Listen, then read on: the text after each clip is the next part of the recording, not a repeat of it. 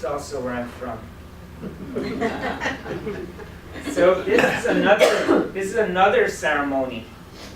You know, a lot of times people don't see these ideas as native ideas because we're struggling a lot with North American indigenous conversation because oftentimes it just seems to end right at the U.S.-Mexico border.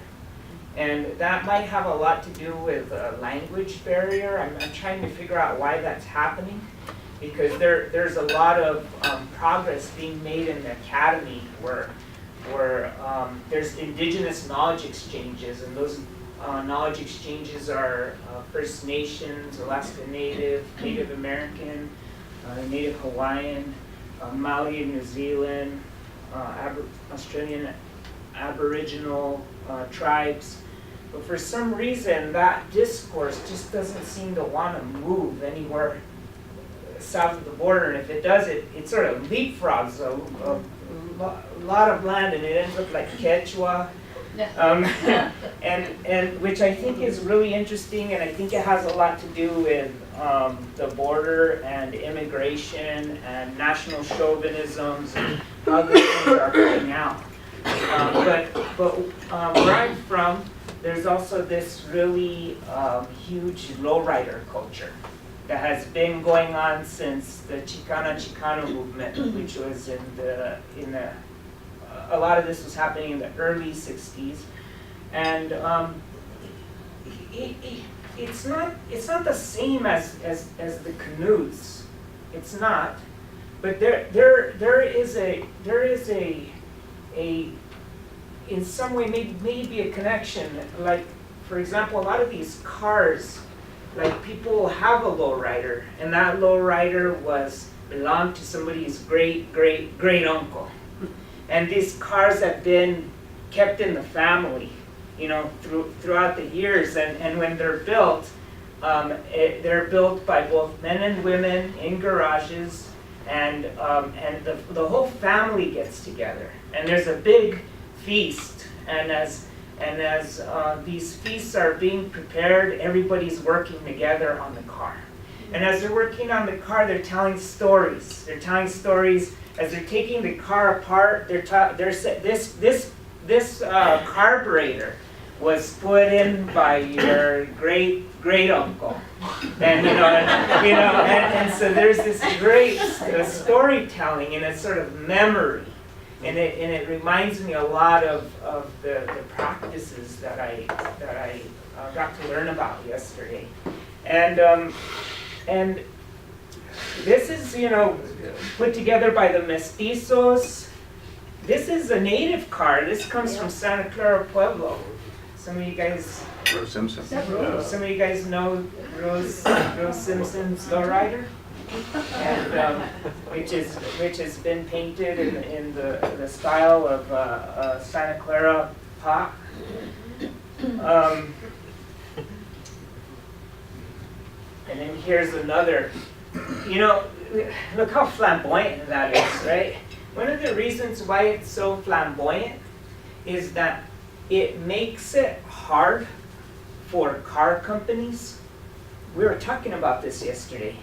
It makes it difficult for car companies to commodify cars like this because they know they're not marketable. So this is a very deliberate move. Thinking about Pueblo, Indians, mestizos, Indo-Hispanics of this region, why do you think we do this? Why do you think we lower our cars? Does anybody have any idea why we might do this? Get a better bump.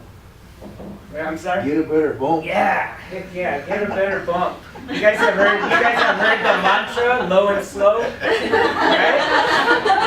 And so here's the interesting thing about low and slow. This is a story that our grandparents tell us. Like that back in the day. What happened was, at some point in history, we had something occur. At some point in history, when cars were invented, and they started coming into northern New Mexico and other parts of California, and there's different lore, you know, around low riding.